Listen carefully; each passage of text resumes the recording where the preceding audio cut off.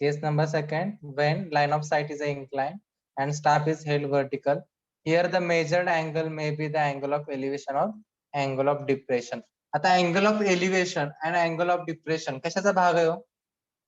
Angle of elevation आणि angle of depression म्हणजेच काय आहे? कोणता अँगल आहे?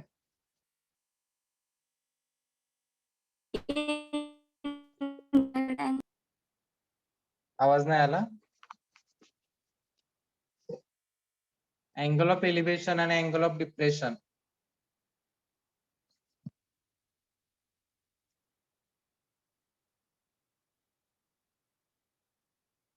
It's a part of Vertical angles. vertical angle. Okay.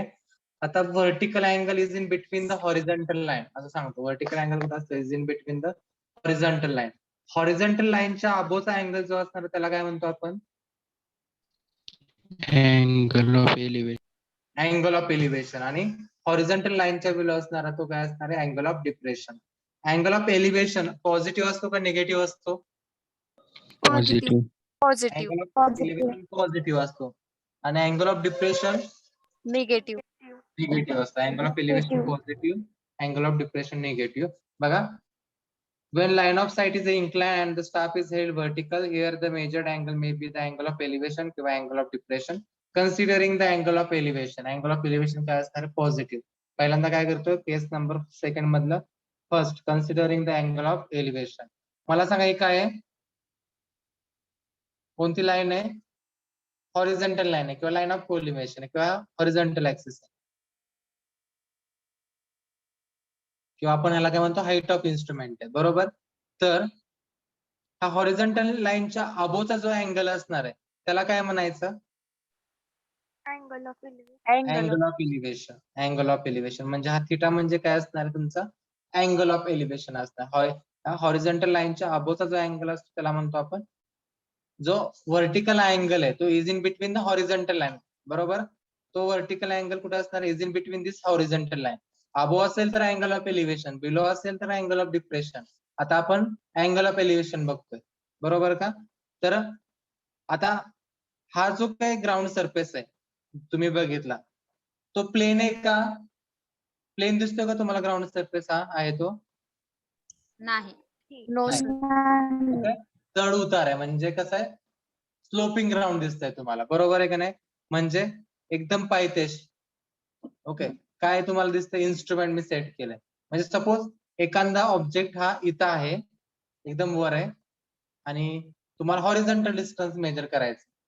Suppose ए आणि बी असे दोन पॉइंट आहेत. असं ए पॉइंट हा आहे तो एकदम वर आहे, बी पॉइंट आहे तो एकदम खाली आहे आणि या एबी मधलं डिस्टन्स मला मेजर करायचं आहे. ओके. आता मला जेव्हा मी मेजर करतो, सपोज मी ह्या पायथ्याशी इथं मी काय केलं? इन्स्ट्रुमेंट मी सेट केलं आणि माझा स्टाफ इथं ठेवला आणि ह्यामधलं मला डिस्टन्स मेजर करायचं असेल तेव्हा माझी जी टेलिस्कोप आहे, बरोबर आहे का नाही? आता माझं इथे इन्स्ट्रुमेंट मी सेट केला, हा माझं जे आहे ते हॉरिझॉन्टल लाईन आहे. बरोबर का? आता हा ऑब्जेक्टला बायसेट करण्यासाठी काय होणार आहे? माझी टेलिस्कोप हॉरिझॉन्टल राहील का इन्क्लाइन होईल? वर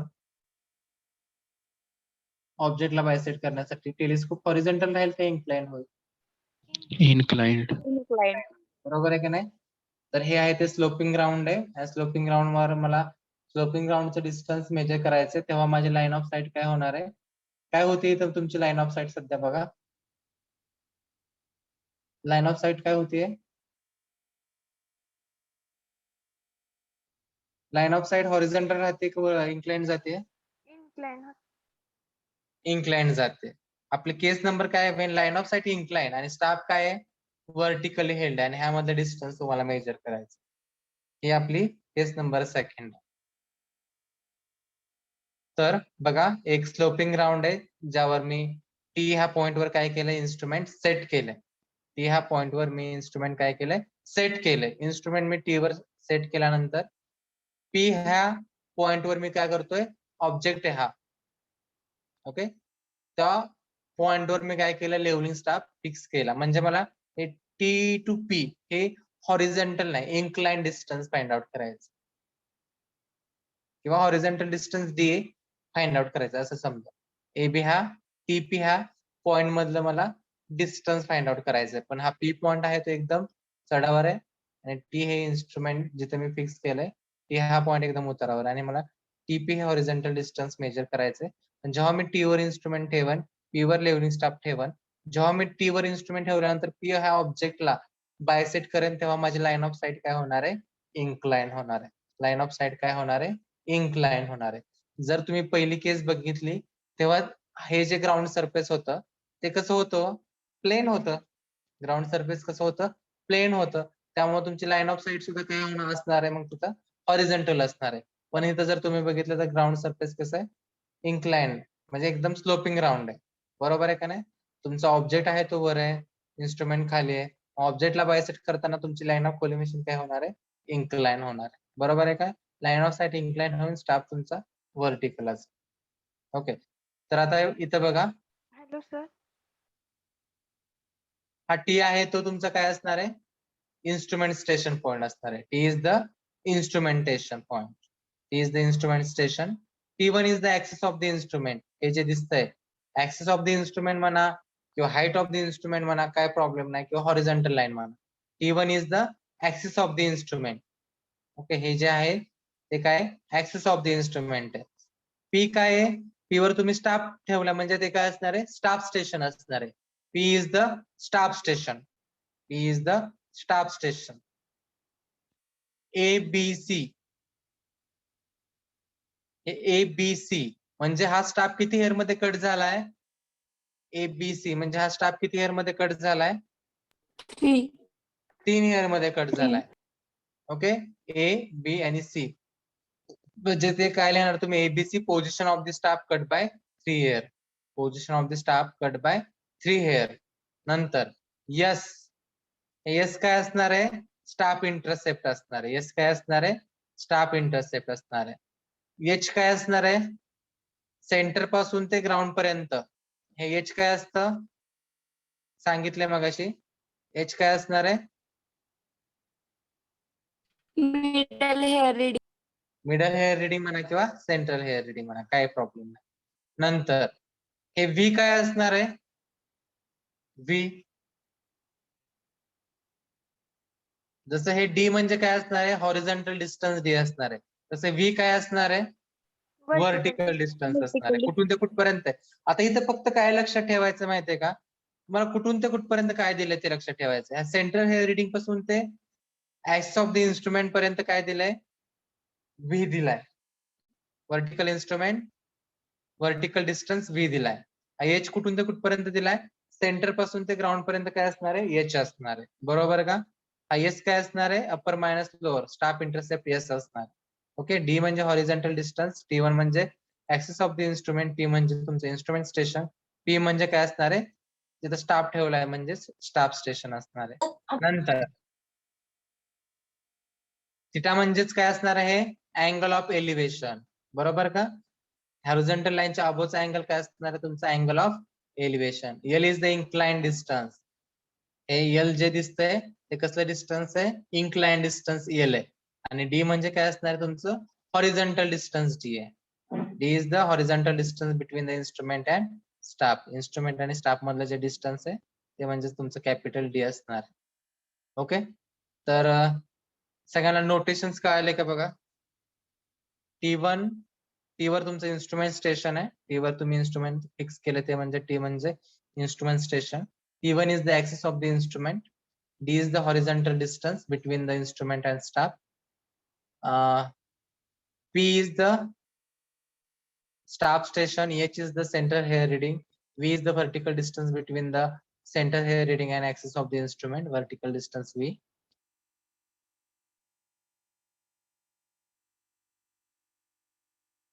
Nantar S is the staff intercept. Okay. L is the inclined distance. Theta is the line angle of elevation.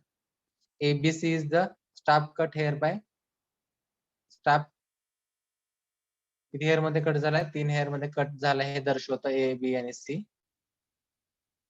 तर इथं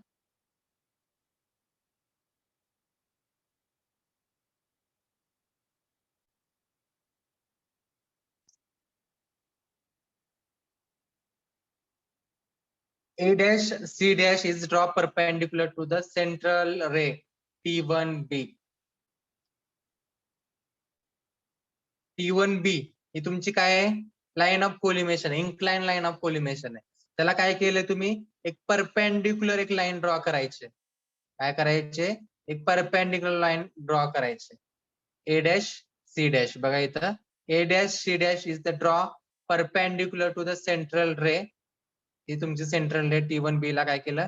A dash C dash अशी एक रे ड्रॉ केली परपेंडिक्युलर T1B ला. नंतर नाव इन्क्लाइन डिस्टन्स. नाव इन्क्लाइन डिस्टन्स. आपला हॉरिझॉन्टल डिस्टन्स फॉर्म्युला काय आहे? हॉरिझॉन्टल डिस्टन्स डी चा फॉर्म्युला काय आहे? हॉरिझॉन्टल डिस्टन्स डी चा फॉर्म्युला काय आहे? सांगा. F/I into S F plus D. Okay, D equal to F upon I into S plus F plus D हा तुमचा हॉरिझॉन्टल डिस्टन्सचा फॉर्म्युला आहे. बरोबर का? लाईन ऑफ साइट हॉरिझॉन्टल असेल, स्टाफ व्हर्टिकल असेल तर तुम्ही हाच फॉर्म्युला यूज करणार आहे डिस्टन्स मेजर करण्यासाठी. पण आता सपोज मला इन्क्लाइन डिस्टन्स फाइंड आउट करायचं असेल तर फॉर्म्युला काय असेल हो? एल इक्वल टू, बघा नाव incline distance L equal to F upon I into S टाकतोय. एस म्हणजे काय होतं तुमच्यासाठी? ए आणि सी. ए सी म्हणजेच काय आहे तुमचं? Staff intercept. बरोबर आहे का? म्हणजे ए डॅश सी डॅश म्हणजे काय असणार आहे? एस असणार आहे. एबी एसी तुमचं काय होत आहे? Staff intercept. पण आता इन्क्लाइंड आहे. इन्क्लाइंड म्हणजे इथं काय? ए डॅश आणि सी डॅश काय असणार आहे? एसच असणार आहे. मग मी काय केलं तिथे फक्त ए डॅश सी डॅश म्हणजेच काय असणार आहे? एस असणार आहे. जसं ए आणि बी काय? ए आणि सी. ए आणि सी म्हणजेच काय आहे? स्टाफ इंटरसेप्ट एस आहे. बरोबर आहे का नाही? आता इथे इन्क्लाइन डिस्टन्सचा फॉर्म्युला आपण टाकतोय. F upon I into S. S म्हणजेच काय असणार आता इथं? इन्क्लाइंड आहे म्हणून A dash C dash. A dash C dash म्हणजेच काय? एस आहे. जसं ए सी म्हणजेच एस होतं. तर डी च्या जागी काय येणार आहे? इन्क्लाइन डिस्टन्सच्या जागी हॉरिझॉन्टल डिस्टन्सला डी होतं, तर इन्क्लाइन डिस्टन्स साठी L equal to F upon I into S म्हणजेच A dash C dash plus F plus D. बरोबर. आता हॉरिझॉन्टल डिस्टन्स बघा, horizontal distance D equal to मी काय करतोय इथं? एल कॉस थिटा घेतोय. Horizontal distance trigonometry horizontal distance D equal to L cos theta. Okay, तर horizontal distance D equal to L cos theta मध्ये मी एल चा जो काय फॉर्म्युला आहे तो पुट करतोय. D equal to F upon I into L. बघा एल म्हणजे काय? आपला हा फॉर्म्युला आहे तसा घेतलाय. F upon I into A dash C dash. Okay, A dash C dash cos plus F plus D cos theta. आता असं घेण्यापेक्षा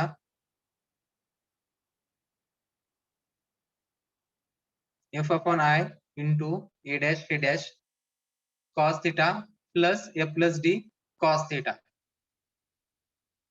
Now a dash c dash is to be expressed as in the term as a yes. इथं a dash c dash म्हणजेच काय? तुमचा yes आहे आणि ac म्हणजेच काय? yes आहे. इन त्या फॉर्म मध्ये a dash c dash is to be expressed as in terms of yes in triangle ABA dash and triangle CBC dash. ABA dash ABA dash हे दोन ट्रायंगल ABA dash आणि CBC dash असे दोन triangle मी consider केले. In triangle ABA dash and CBC dash ह्यामधला जो काय theta आहे तो काय असणार आहे? अपोजिट अँगल्स आहेत. बघा इथं ए डॅश बी ए आणि सी डॅश बी सी हे अपोजिट अँगल्स आहेत. Angle A B A dash equal to angle C B C dash equal to theta, opposite angles. तर इथं angle A A dash B equal to 19 plus alpha, angle B C dash C equal to 19 minus alpha. Alpha इथनं घेतलाय, हा आहे तो तुमचा alpha आहे. Okay, हा जो आहे तो अल्फा आहे. इथला हे इथं जाणार आहे. बरोबर आहे का नाही? ए बी ए डॅश इथला alpha, C B C dash इथला अल्फा. इथं काय करतोय मी direct angle A dash B equal to 19 plus alpha. Next angle B C dash C equal to 90 minus alpha. Then the angle alpha is very small. Take angle equal to, हा जो काय alpha आहे तो काय एकदम small आहे, त्यामुळे मी direct काय घेतोय 90 डिग्री घेतोय. The angle alpha is very small. Take angle equal to 90 degree. म्हणजेच हा थिटा काय होतोय बघा, angle A dash B equal to angle B C dash C equal to काय घेतला मी 90 डिग्री घेतलं. हे मला मिळत होतं 19 प्लस अल्फा 19 मायनस अल्फा, पण अल्फा हा अँगल खूप स्मॉल आहे, मी डायरेक्ट काय घेतलं 90 घेतलं. म्हणजेच angle A dash B equal to angle B C dash C equal to काय घेतलं 90 डिग्री घेतलं. Next A dash C dash, okay, A dash C dash equal to AC cos theta. आता बघा इथं ए डॅश सी डॅश म्हणजेच काय असणार आहे, हे इन्क्लाइंड आहे. हॉरिझॉन्टल घेतलं तर काय होतं ते एसी घेतलंय, आणि एसी म्हणजेच काय आहे तुमचा यस आहे. ओके, तर इथं A dash C dash equal to AC cos theta. Okay, A dash C dash equal to AC cos theta equal to AC म्हणजेच काय यस आहे, म्हणजेच तो काय घेतला मी यस कॉस थिटा. म्हणजे ए डॅश सी डॅश मला काय मिळालं, यस कॉस थिटा मिळालं. ए डॅश सी डॅश काय मिळालं मला इथं, यस कॉस थिटा मिळालं. Okay, sir from equation number 1 जे तुम्ही काढलं होतं इथं, ह्या value A dash C dash काय मिळालं तुम्हाला इथं, yes cos theta. Yes cos theta मिळालं म्हणजे इथं पण कॉस थिटा आहे, बरोबर आहे का नाही. म्हणजे फॉर्म्युला काय होणार आहे, S into cos square theta होईल. ए डॅश सी डॅश काय मिळालंय तुम्हाला, यस कॉस थिटा मिळालंय. म्हणजेच from equation number 1 D equal to F upon I into S cos theta into cos theta plus A plus D cos theta. म्हणजेच D equal to काय मिळालं तुम्हाला, horizontal डिस्टन्सचा formula D equal to F upon I into S cos square theta plus A plus D cos theta. From equation number 1 D equal to F upon I into S cos square theta plus A plus D cos theta. हे झालं horizontal distance. When line of sight is a inclined staff vertical असेल तेव्हा horizontal डिस्टन्सचा formula कोणता use करणार आहे, horizontal distance D equal to F upon I into S cos square theta plus A plus D cos theta. हा formula तुम्ही use करणार. Okay, next vertical distance. जसं तुम्ही इथं horizontal distance D equal to L cos theta use केला, तर इथं vertical डिस्टन्सला बघा व्ही इक्वल टू काय करायचंय, एल साइन थिटा यूज करायचा आहे. एल म्हणजे काय, इन्क्लाइन डिस्टन्स. एल चा फॉर्म्युला काय आहे, L equal to F upon I into A dash C dash plus F plus D आहे. तर एल पुट केले F upon I into A dash C dash into sine theta plus F plus D sine theta. Okay, दोन्ही टर्मला sine theta इथं गुणायचे, multiply करायचे. म्हणजेच काय मिळते, F upon I into A dash C dash sine theta plus F plus D sine theta. Okay, कारण की L into sine theta आहे. Okay, L into sine theta आहे, दोन्ही टर्मला गुणायचं तिथे साइन थिटा. आणि काय मिळणार आहे बघा इथं, F upon I into A dash C dash म्हणजेच काय आहे, आताच आपण कॅल्क्युलेट केले. ए डॅश सी डॅश म्हणजेच काय आहे, एस कॉस थिटा. तर F upon I into S cos theta into sine theta plus F plus D sine theta. तर vertical distance V equal to काय होणार आहे, vertical distance V equal to F upon I. बघा, vertical distance V equal to F upon I into cos theta sine theta. म्हणजेच काय असणार आहे तुमचा, S into sine 2 theta upon 2 असणार आहे. Okay, sign 2 theta upon 2. Cos theta sine theta काय असते, sine 2 theta upon 2 plus A plus D sine theta. V equal to F upon I into S sine 2 theta upon 2 plus A plus D sine theta. V equal to D tan theta. याची काही गरज नाही आपल्याला, फक्त vertical distance V चा एक formula मिळाला, horizontal distance D चा एक फॉर्म्युला मिळाला. आता नंतर काय फाइंड आउट करायचंय, R L of staff station P. Okay, R L of staff station P calculate करायचं असेल तर तुम्हाला काय माहित पाहिजे, आर एल ऑफ बेंचमार्क माहित पाहिजे. ओके, तर R L of RL of staff station P equal to RL of staff station P equal to RL of instrumental axis म्हणजेच HI RL of instrumental axis plus V minus H आणि RL of instrumental axis म्हणजेच काय असणार आहे RL of benchmark plus H plus V. आता अजून एकदा आता हे फॉर्म्युला तुम्हाला लक्षातच ठेवायचे आणि ते कशा आले ते पण सांगतो तुम्हाला जेव्हा तुमचे प्रॉब्लेम स्टार्ट होतील. RL of staff station P RL of staff station P कसा काढला RL of instrumental axis plus V minus H. मला सांगा RL of P कॅल्क्युलेट करायचा इथला RL of staff station P calculate करायचा आहे.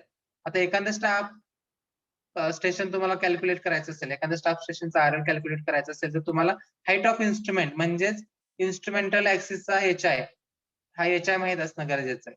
तर HI बरोबर आहे का नाही HI plus V HI plus V height of instrument म्हणजेच axis of the instrument plus V काय कॅल्क्युलेट करायचं तुम्हाला RL ऑफ P कॅल्क्युलेट करायचं आहे म्हणजेच axis of the instrument plus V इथपर्यंत पोहोचलो. कुठं जायचंय परत तुम्हाला इथून ते इथपर्यंत माहितीये काय माहितीये H माहितीये म्हणजेच RL of P equal to इथला RL काढायचा आहे RL of P equal to HI plus V minus H केल्यानंतर तुम्हाला काय मिळते RL ऑफ P मिळते. थोडं तुम्हाला लक्ष द्यावं लागणार आहे RL ऑफ इन्स्ट्रुमेंटल ऍक्सिस किंवा axis of the instrument plus V minus H. आपण आता RL ऑफ इन्स्ट्रुमेंटल ऍक्सिस कसं काढणार आहे तर RL of instrumental axis equal to RL of benchmark plus H plus V. आता इथं नाहीये सपोज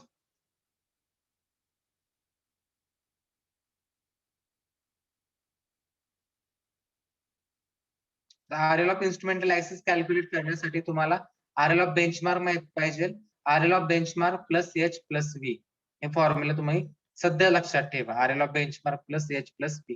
जेव्हा आपले प्रॉब्लेम एक्झॅक्ट चालू होतील तेव्हा तुम्हाला अजून जास्त समजेल की हे फॉर्म्युला कसे आले. ओके तर पहिल्यांदा काय करा केस नंबर सेकंड आणि डायग्राम ड्रॉ करा. फास्ट मध्ये करा जरा टाइम संपत आला. मी अजून एकदा समजून सांगतो आणि हे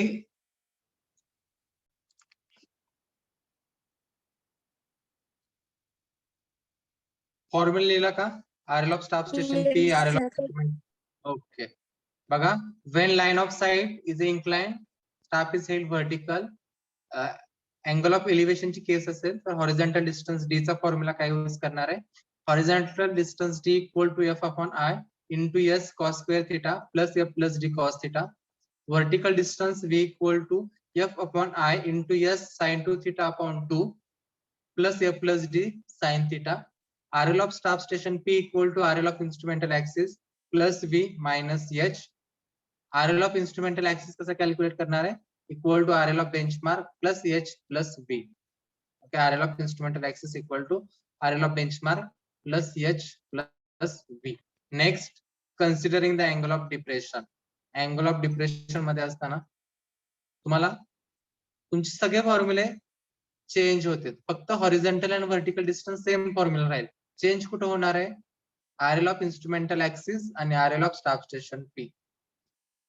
okay considering the angle of elevation considering the angle of depression तर हॉरिझॉन्टल लाईनच्या बिलोचा अँगल जो असणार तो काय आहे बिलोचा लाईन